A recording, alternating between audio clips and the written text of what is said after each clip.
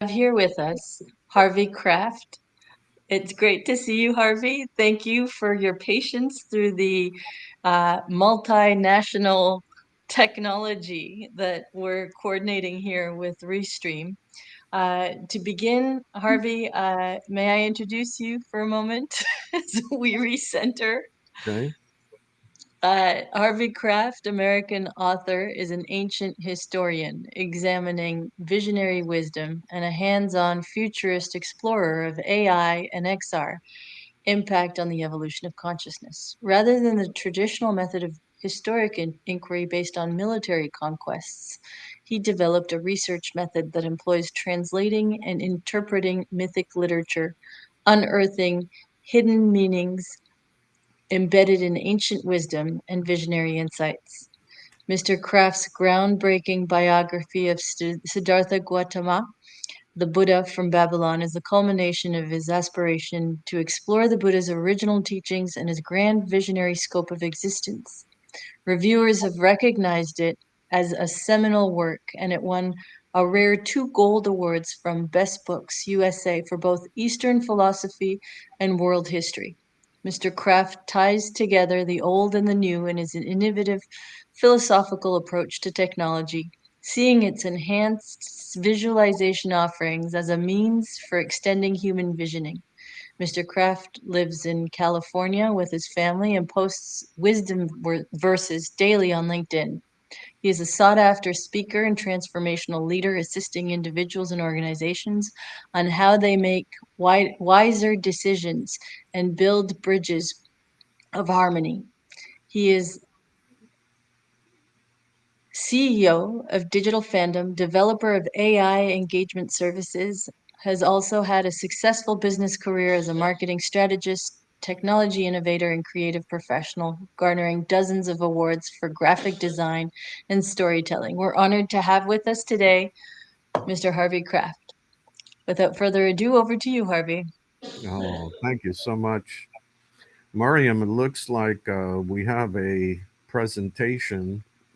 We're somewhere in the middle of it, so maybe we can get to the beginning. That'll help us communicate today, but I appreciate the introduction. Thank you so much for that.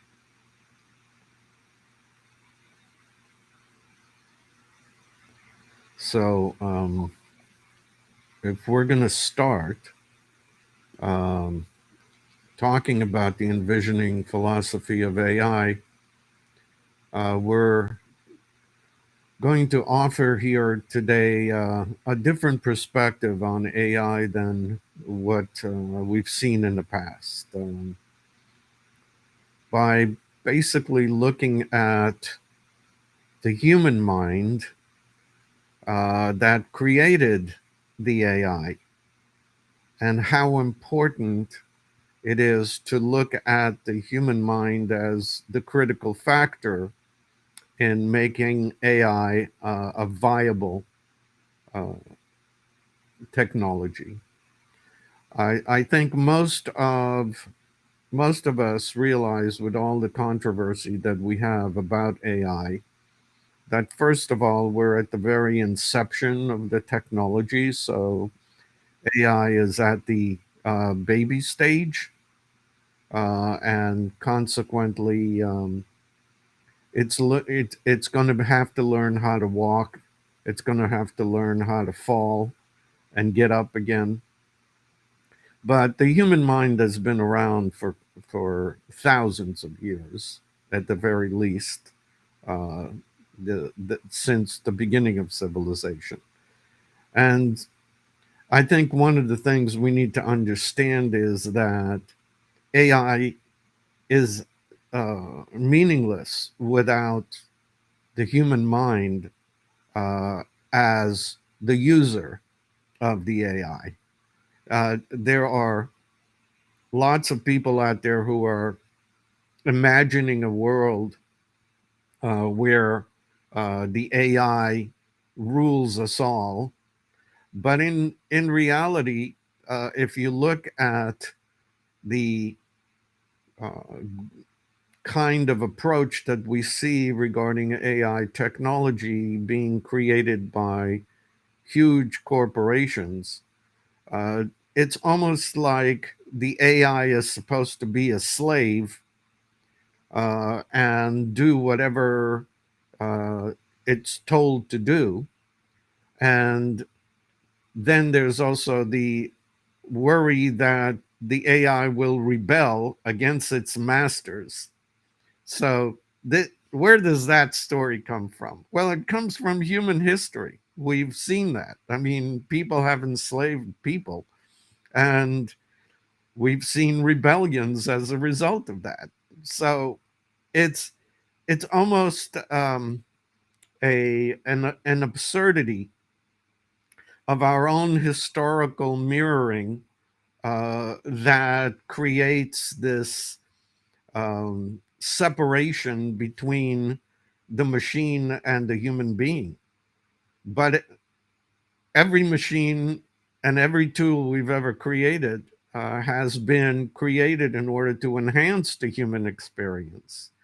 And AI, in the same way, has a mission to enhance the ability of human beings to go further, to evolve, to create in ways that are possible with the aid of an AI technology. So, in order for that to be achieved, we need AI to have a guiding philosophy.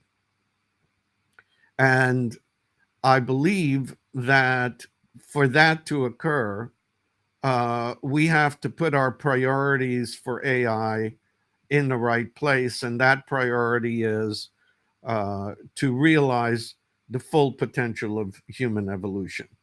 That's a very big order, but this is entirely possible given the um, kind of history that we've seen in terms of human development.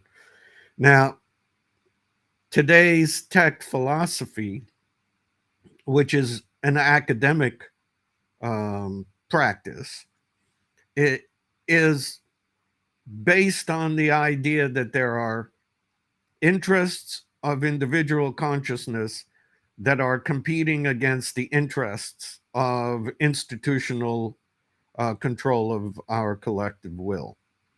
Um, Now, those are only two kinds of consciousness, and there are three.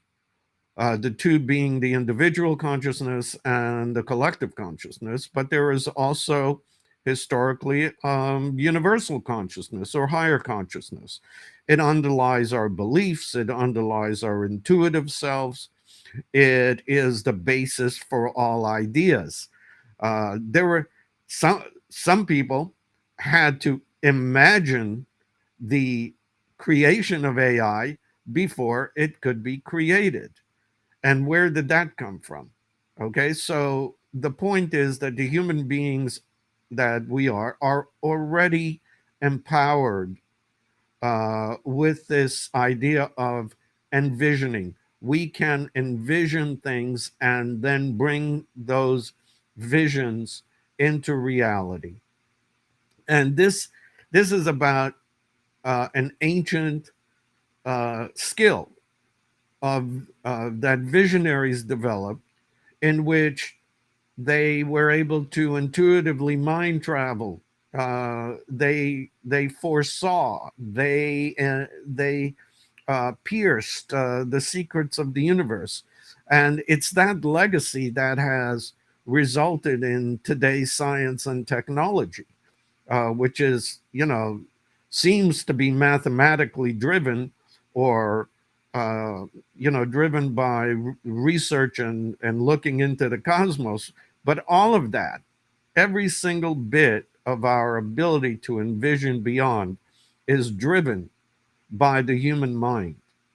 So um, we are now at a particularly interesting point in human civilization, because we also have to look back at who we were, who we are, and who we want to be. The history of envisioning used to be based on what we call spiritual visions. Okay, we had seers and stargazers and philosophers, all kinds of different ways in which we imagined the world to be, but the imagined world is not necessarily a fantasy. The imagined world can be the ability to see and discern what is really going on. And very interestingly, in terms of history, uh, even prehistoric human beings were able to envision the world.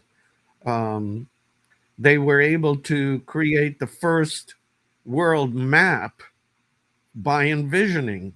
They had a map that had the four directions from wherever they were, east, west, north, and south, as well as a what they call the axis mundi, which is a vertical direction of up and down.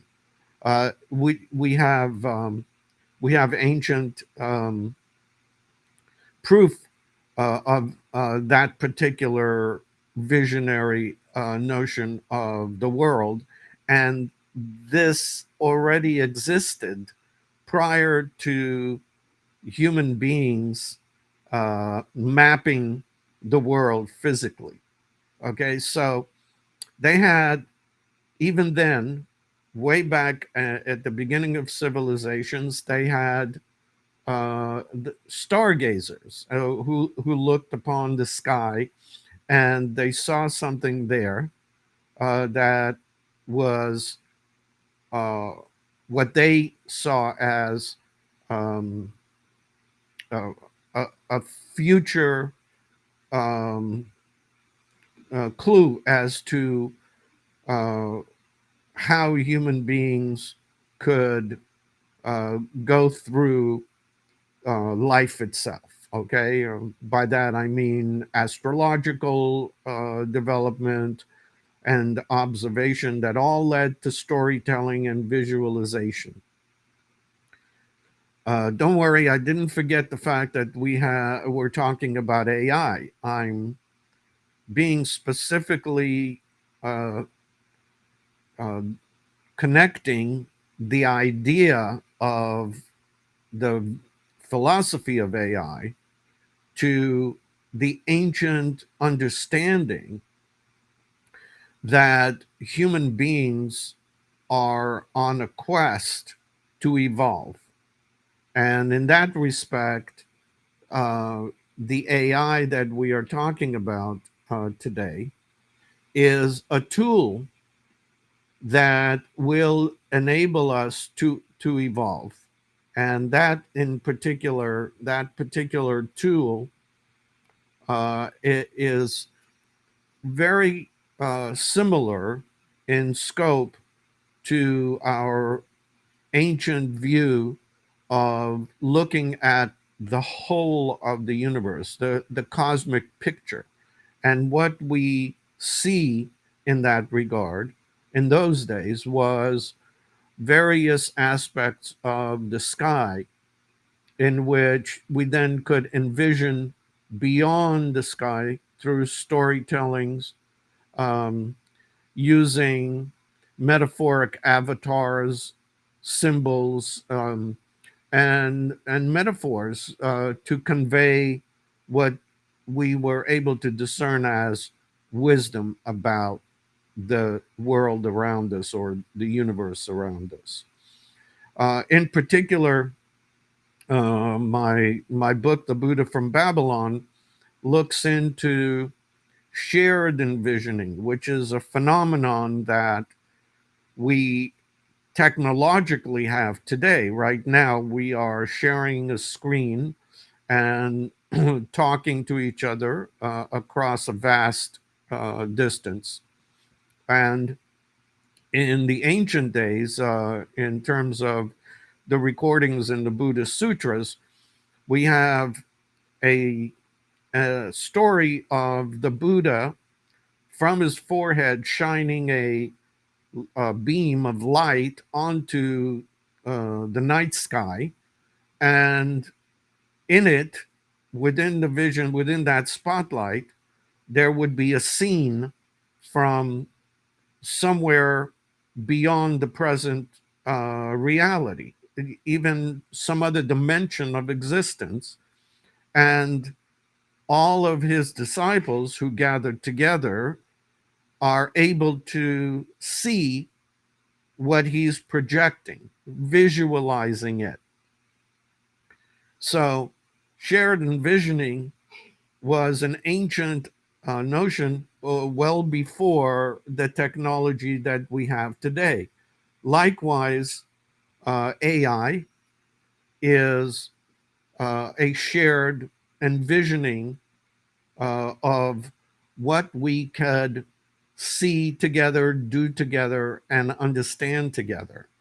The purpose of all of this was that these visions would cause a liberation of the human potential so that human beings can understand our purpose and that we can move beyond the, how should we say, kind of social hierarchy of domination that has occupied humankind ever since civilization began.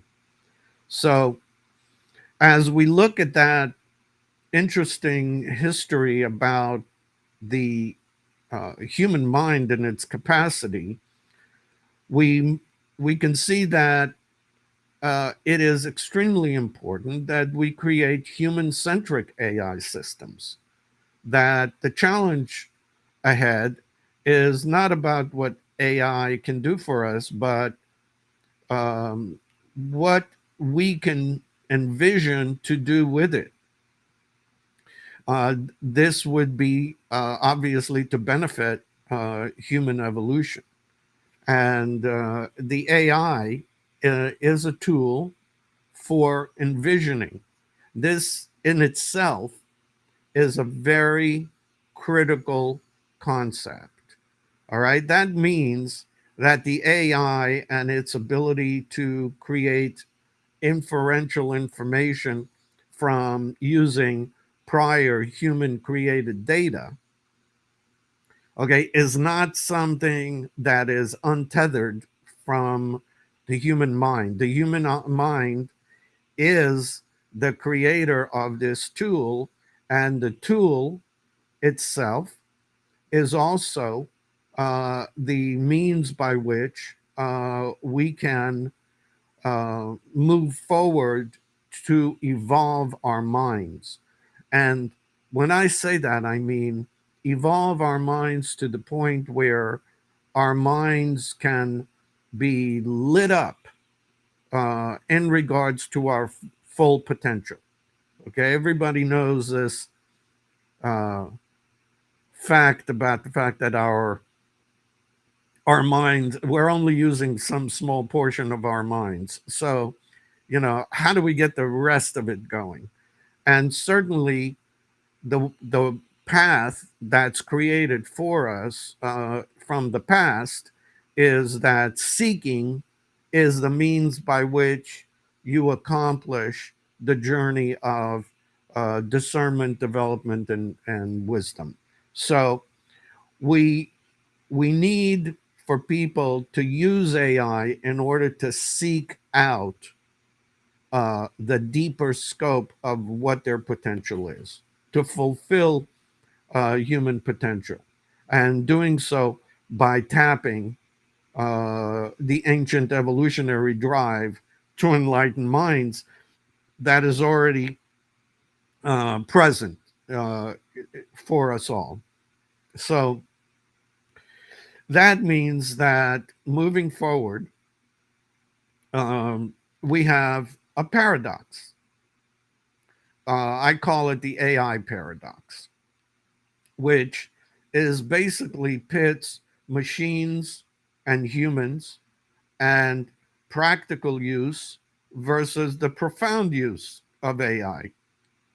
And it's my suggestion that AI and XR and the soon to be spatial web form the means by which all of those four qualities unite in a very convenient infinity symbol to bring about a merger or partnership out of conflict. So rather than looking at machines being in conflict with humans or practical uses being in conflict with profound purpose, that in actuality, all four of these attributes are going to merge into a single way that human beings can develop. I realize that right now, in terms of what you hear in the media, the tech media, is very apocalyptic sci-fi driven. Okay, it's we've had too many movies and books in which the world is destroyed by our own tools. Like we made nuclear bombs, and we're going to use the nuclear bombs to destroy ourselves. We make robots, and we're going to use the robots to destroy ourselves. Okay, so all of these are nightmare scenarios. Okay, nobody wants it to be that way. But that kind of thinking really comes because we are still living in a hyper empire environment. And this is what we've inherited from the last 5,000 years. The structure of civilization is a hierarchical one.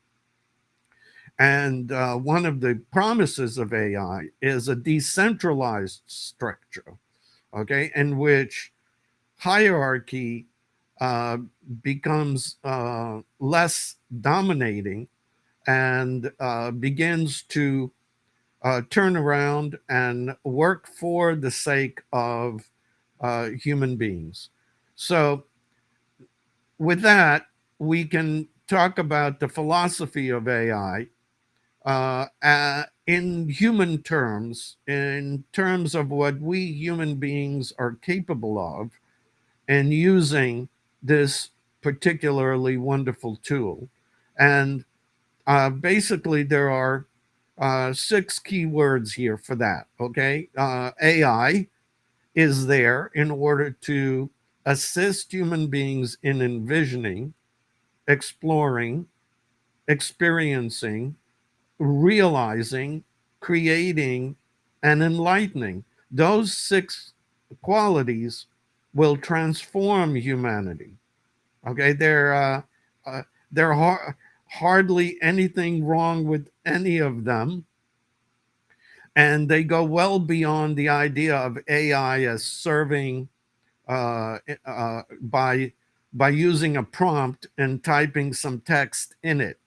AI is going to evolve into a real time engagement capacity that assists the human beings in these particular qualities. And the impact of that, even if it's for 2, 3 generations, is going to be dramatic in regards to how human beings interact with other human beings, how we create social structures, and how we create work and development capabilities. Now, uh, let me give you some examples of that in terms of how we actually are going to be using our AI. Um, Corresponding with the other qualities like envisioning, AI can assist mind travel. What do we mean by that? Well, let's just say we use mind travel to imagine other places. And those places can be other places on Earth, they can be other places in the universe, they can be uh, other dimensions, and we will, through these mind travel experiences, create new stories. You know, if you go back at the ancient epic stories, they're all mind travel creations, right? I mean, we're talking about, for example, the Egyptians creating stories of stargates and souls traveling across the universe into heaven, and having many other stories like that. The story of Gilgamesh traveling on a quest for immortality. Uh, so we are capable of creating epic new stories by developing our abilities to mind travel, and in the process, we can do so also in regards to science and technology and the mind travel that could be used to develop those elements of our world. We can build and explore digital worlds. We're only scratching the surface with metaverse at this point, but the worlds that we will build, including story verses and phygital locations and ways in which we can interact, and basically creating and streamlining the connection between digital and physical, all of that is going to be AI assisted. As far as education, seeking to learn and experience, the AI will transform our ability to do so. And young people all over the world, regardless of their economic standing or where they happen to be born, are all going to benefit from being able to learn, in many cases, on their own. So the whole idea of a hierarchical educational process gets blown up if a kid someplace who's 10 years old uses AI to learn how to become a car mechanic, for example. You know, uh, anything is possible from the standpoint of whatever an individual is capable of learning and wants to learn. We will also be using AI to realize new possibilities that we've never imagined before. We will use it to create artistic expressions that uh, are just part of the drive that human beings have. I mean, from music to dance to art, particularly, where people are worried, oh, AI art is going to be eliminating artists. It's exactly the opposite. Okay. I mean, um, one of the beautiful things about the AI uh, art movement is that art becomes dynamic. You can do 1,000 variations on the theme, and after you've done all that and your mind is filled with suggestions, maybe you're an artist who decides, okay, I'm going to take all these ideas, synthesize them in my own mind, and maybe do a beautiful painting. uh, just in terms of the difference between anybody creating something using a prompt versus someone with particular skills and talent also creating something. So all of that becomes a kind of a universal expression of artistry. And the last application here is the enlightening and evolving of society, which seems to be a very far fetched idea at this particular point in time, because society as we know it is still in that mode of hierarchy and Some people have power and some people are powerless.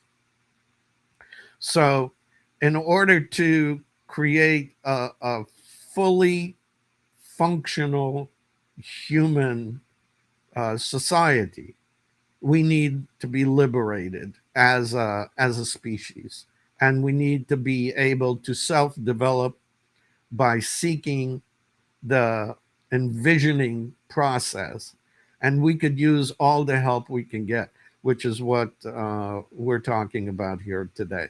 So I just wanted to get um, this idea of envisioning as the real um, objective of AI for the sake of human development. And that is a very, very positive tool that we have at our disposal. We just have to make sure that we have a philosophy like this in order to guide that tool to assist in human development.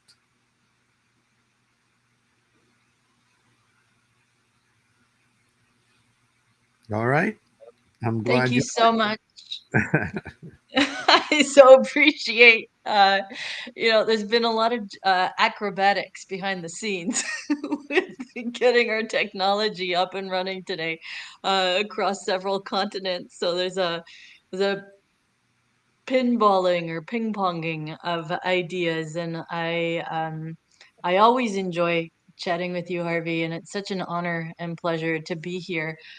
We now enter the question and answer period, so if there are questions from the audience, please feel free to ask. And as we wait for those to trickle in, if you don't mind, Harvey, I'd like to explore some of the incredibly stimulating dialogues that we've had over the past few years. And um, given that Holo Art is focused on art, and you spoke about, you know, the link between artificial intelligence, emerging technologies, that paradox, how do you see the role of artists changing in society as a result of our emerging technologies?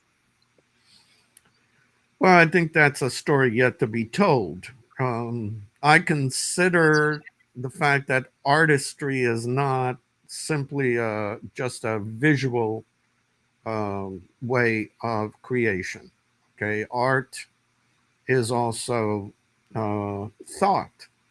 Okay, there there is so much thought and so much emotion that goes into the creation of art.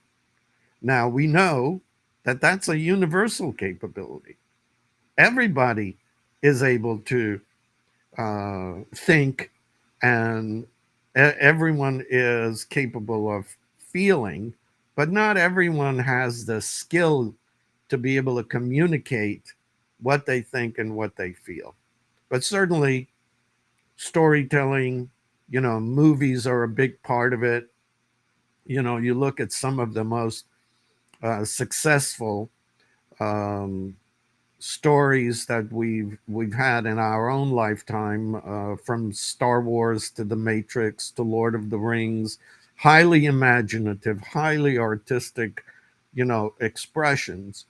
So I believe that the story is the next big deal in creativity. Okay, and that it's not just about creating a still.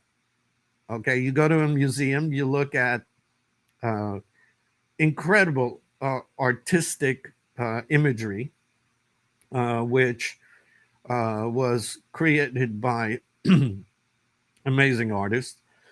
Um, I think where we're going with the AI is a little bit different in terms of art becoming dynamic. Okay, and that in that respect it becomes experiential. So, for example, I can immerse myself in the art as opposed to observe it. Okay. And that becomes a totally different experience. as different as if I'm driving the car, I'm immersed in driving, but the person sitting next to me, who's the passenger in the car, all they could do is observe me doing the driving. Okay, so if we're in a situation that becomes hazardous, the person who's just observing is panicked and helpless, while the driver, is reacting but is able to navigate. So that's the difference in art, going from the observed art to the experiential art. I think that's where we're heading. I agree.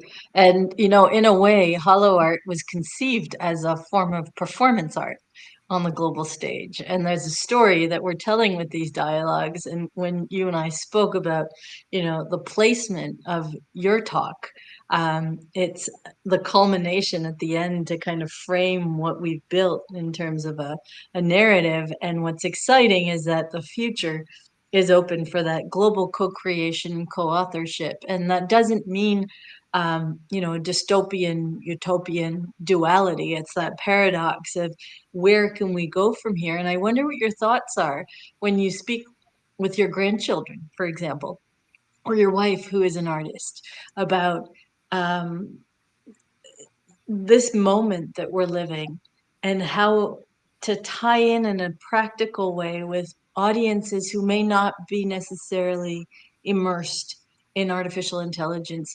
What does that dialogue sound like? Would you be able to share with us a little bit? Well, it's very simple, really. Okay, I mean, we all experience our lives in a very complex world, and we all do everything we possibly can to try to get through challenges and overcome whatever is holding us back. As sometimes what holds us back is ignorance, but sometimes it's really just a matter of practice. In order to get good, you have to keep at it, whatever it is that you do. And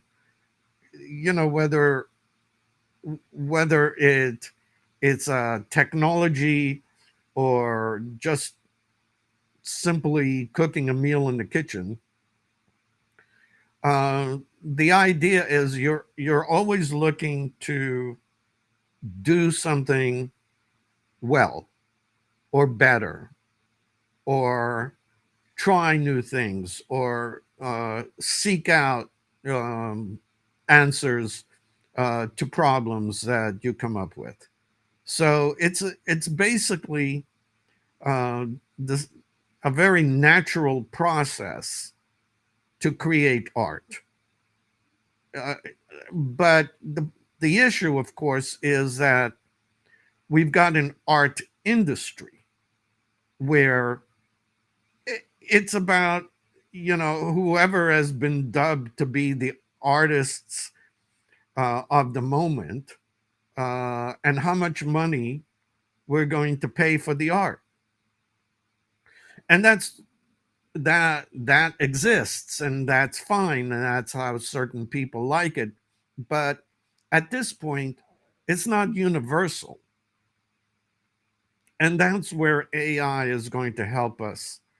It's going to help us develop each of our own artistic capability, and not for the sake of somebody paying $1 million for an image we created, but more that they would be able to share their art in a dynamic sense and be part of the creation of the world as a work of art.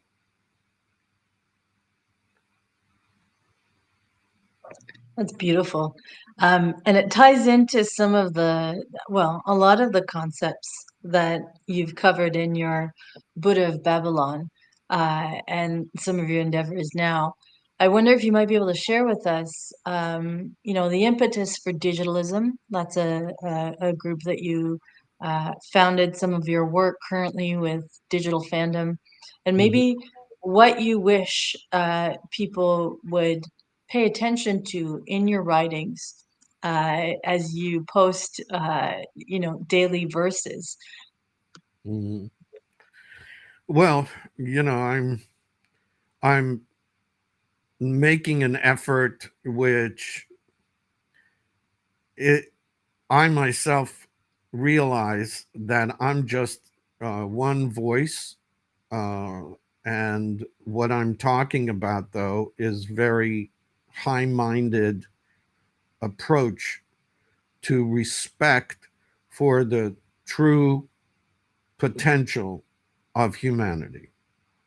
So, uh, in studying the Buddha's life, I was able to discover that his approach to human beings uh, was that every single human being, without exception, is inherently endowed with the enlightenment of all of existence.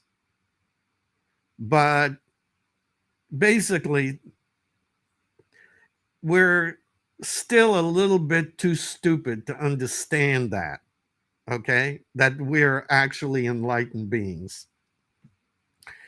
So, uh, what's it going to take for us to be fully developed enlightening beings?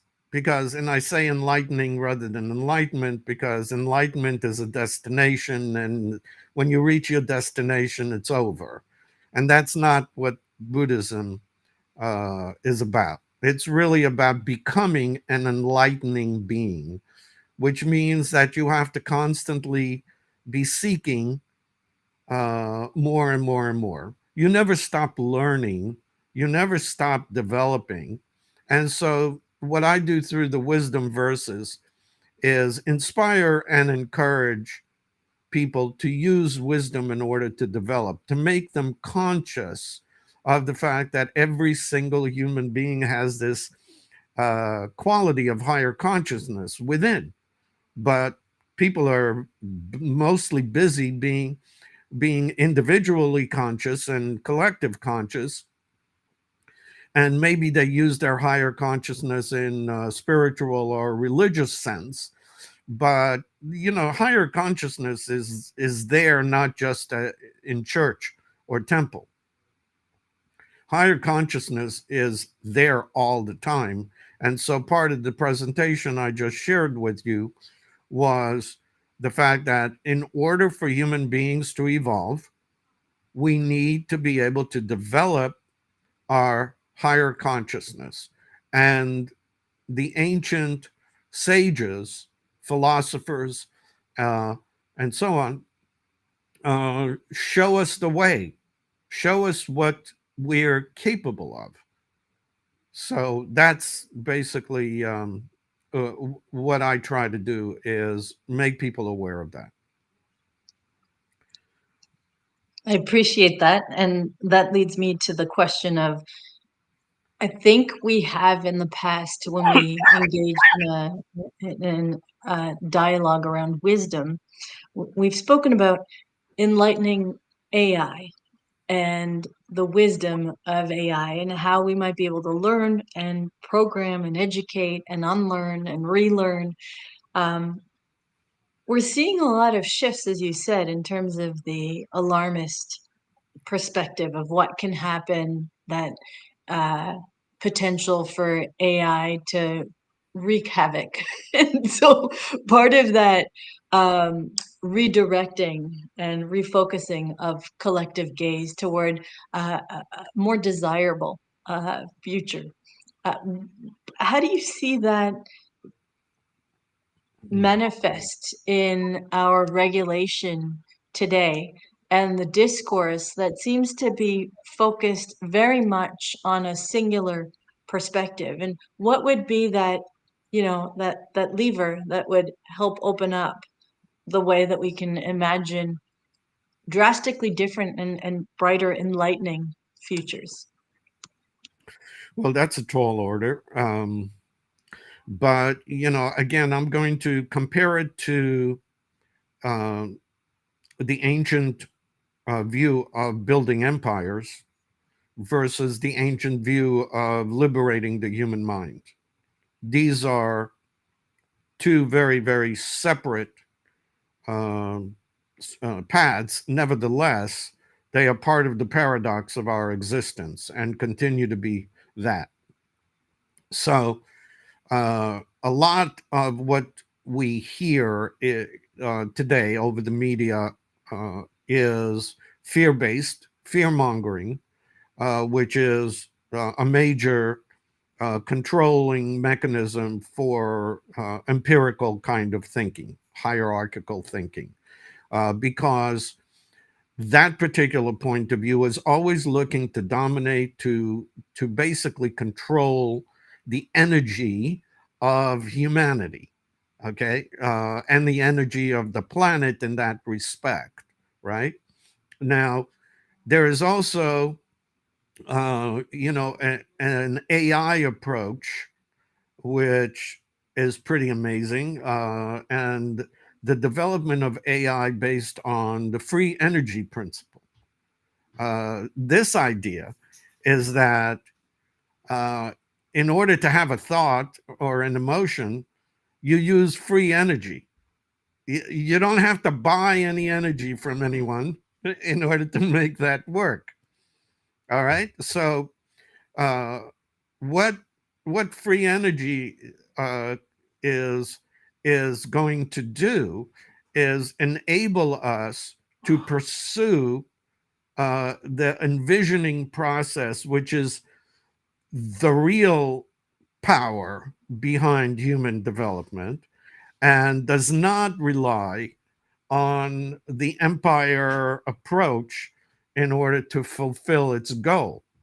Okay, so AI, based on assisting in the free energy process, basically helps human beings explore and develop without needing to acquire energy from the outside in order to do so. I think that that's basically how I would approach where we're heading.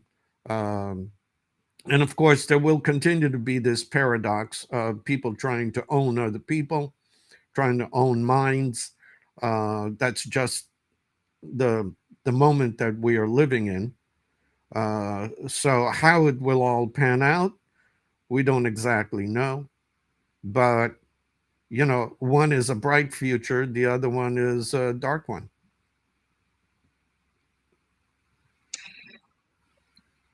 And when we speak about, we have Christopher, who's commented, visionary thought precedes physical manifestation. And so when we speak about this visionary thought, being able to discern the wisdom of being able to recognize and choose, really we're talking about this practice of free will, of determinism, of an ability for humanity to have a conscious awareness of higher consciousness as we move from the individual, collective, and cosmic consciousness realms to um, how do we cultivate it at scale? And what can we do to um, learn from the past instead of ignoring it? Well, this is the beauty of AI, is because we can use this technology to get beyond the uh, history, the academically created history, which is history written by the victors in war.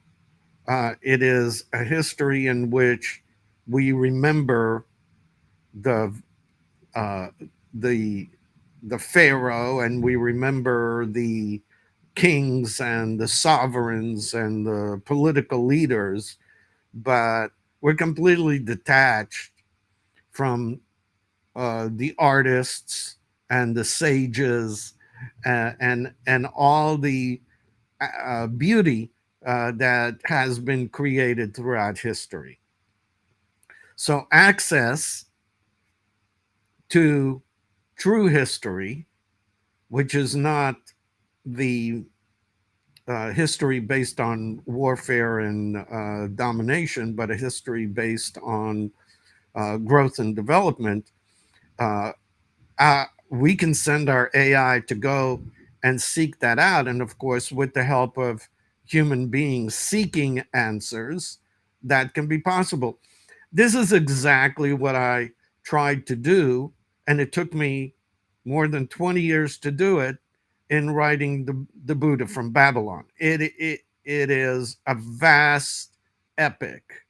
Reason why it won the Gold Award for World History, because it's not the world history based on um, the kind of let's memorize the dates of battles that that we have right now. This is a history of human aspiration to understand ourselves beyond what we see in the mirror. So this is a very, very big deal when it comes to how we see ourselves. Okay, because if we see ourselves simply as a brain encased in a biological physical body, then we are just no more than uh, uh, uh, a skeleton walking around, okay, for a period of time. But when we bring in the mind of human beings and what some human beings have shown uh, could be done with this uh, element of existence, and we created language, which we are using at this moment, and we obviously have a universal capability to envision and imagine things in a way in which, as Christopher said, our thoughts can then lead to physical manifestation. So this is so big a truth, and yet it's not acknowledged by modern science and technology that is run by people who are looking to control everything all the time. There is an obsession with that.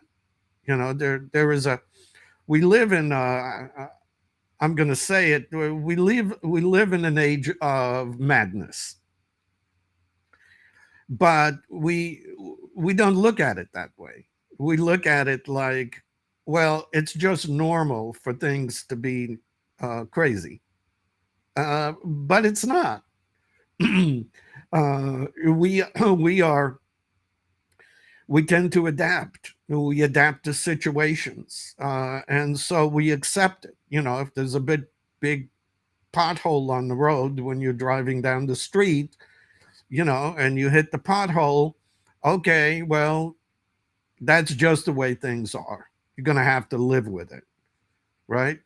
But if you have a different approach, and you can say, you know what, I think I'd like to create materials that prevent potholes from occurring.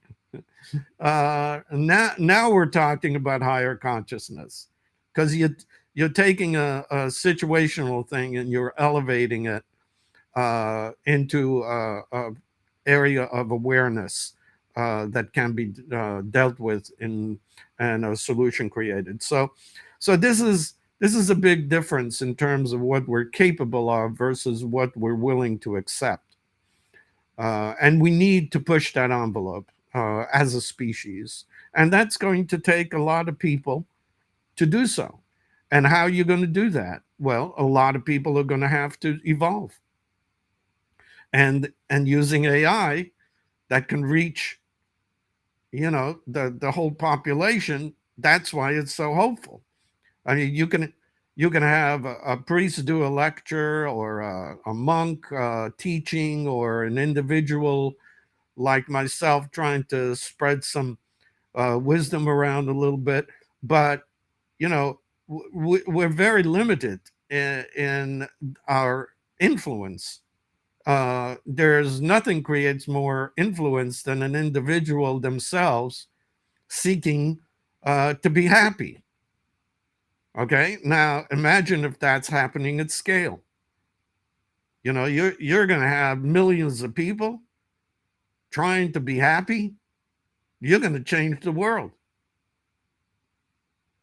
As a marketer, I think there's an advertising bent to happiness, and I wonder how you might reframe that in terms of, you know, true happiness and this ability to transcend ourselves and really evolve by uh, I think the way that I might describe it is a visceral truth, versus, uh, knowledge-based truth. And I know you have a background in marketing and are quite gifted in that regard. How do you see that narrative shifting? And we can maybe end with this question of, um, what does that happiness look like at scale, and how can it be liberated from our current marketing machine, which is tied to specific products, which also then lead into empire building, you know. Yeah, you know, the kind of happiness we're talking about in regards to branding is a very superficial and momentary uh, kind of quality. You know, I'm happy about little things and experiences and adventures and so on, but they're all externally created, and they're temporary. The kind of true happiness that we're all capable of is one that transcends the situational. Okay, if I never saw another advertiser advertising in my life, I can still become happy within myself. And happiness doesn't mean you're not going to have challenges or problems to deal with and have momentary unhappiness, but uh, a true joy is being able to uh, know yourself as a happy individual within, because the scope, the essence, and the nature of your existence is awe inspiring. Okay. If you're walking around saying, wow, this is amazing being alive, you're happy. Okay. Really happy. No matter what you're going to face, even if they come for you and, you know, put you away and say, happiness is outlawed, we're going to have to kill everybody who's happy, you're still going to, you know, it's not going to affect your inner amazement at being in the world itself. So it's actually back to this free energy idea. Okay, to be happy is free energy. It doesn't require an external prompt, you know, that tells you, okay, you can be happy because you got this new toothbrush. Okay, that's not what we're talking. And of course, in the Buddhist sense, there's a whole grand um, uh, kind of infrastructure called nirvana, um, which basically explores the many realm of joy that are all related to our inner well-being, various strata and types of it, and among them is the level of nirvana that's called freedom. And this idea is not a freedom from, it's a freedom of being. And that no one can take away from you. And AI will not be able to give us happiness. AI can't experience happiness. It's a particularly biological thing. I mean, there are happy animals, there are happy human beings, and that particular quality is all related to our higher consciousness. So, AI is our tool to extend the ability of human beings uh, and expose ourselves to the envisioning process on a higher and higher level, which will give us the opportunity to develop a very, very powerful inner self. Ultimately, that's the greatest thing that AI can help us accomplish. Thank you, Harvey. And that line of wow, this is amazing to be alive. I think really children and some of the people who have been around many, many decades have been able to really embody that sense of joy. And somewhere along the way, you know, uh, we tend to perhaps get bogged down with other distractions. So this has been a delight as always. I wonder, as we close, is there anything else you'd like to add? Um, um, I think I shared with you something important today, uh, something that is usually easily dismissed as being just talk. Um, but what we're dealing with here is a major intersection in human history. And believe me, uh, if I can say I'm an expert on the subject of human history, I'm clearly aware that we are at a point where if we do not merge the ancient with the modern, we could lose what we are capable of accomplishing before we even get a chance to accomplish it. So it's a very, we use a lot of big words here, but it's a very simple idea. The idea that human beings are so special in regards to the universe that we really have to create much more respect for human beings' development, uh, and that AI is an extension uh, of that point. Okay, so those people that give tech lectures that are talking about the impact of AI as a robotic life form that then begins to take over the world, those people are absurd. Okay, that's all I could say. It's an absurdity because you know human beings are not in the market of you know let's have let's have more control, let's have more enslavement, like as if we didn't haven't had enough of it.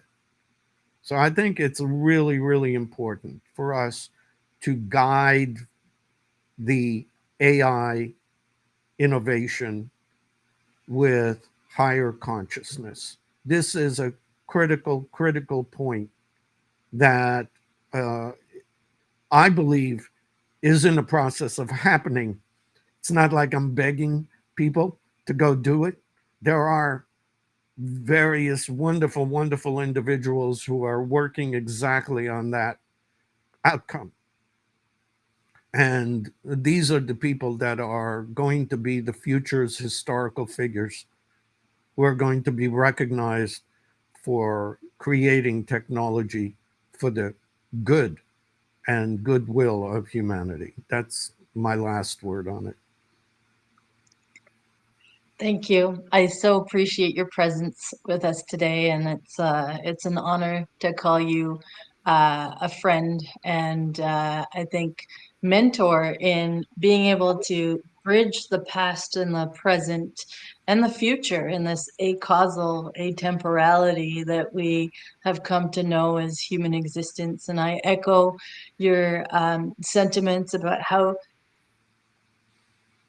pivotal of a point uh, we are experiencing for humanity existentially, spiritually, and materially. And so, thank you, Harvey, for joining us. Thank you for your thoughts. And thank you, Web3, Alicia, Laurent, everyone behind the scenes for helping make this happen across multiple countries. And for anyone joining us today, it's been a pleasure. Stay tuned. We have a few more events happening with Holo Art and introducing our Holo ship, which is a holo deck for us to explore and experiment what the ancient Renaissance, and we're not going all the way back to how far you went back, Harvey, but focusing on how do we build architecture, both literally and figuratively, for the exponential innovation of human good through art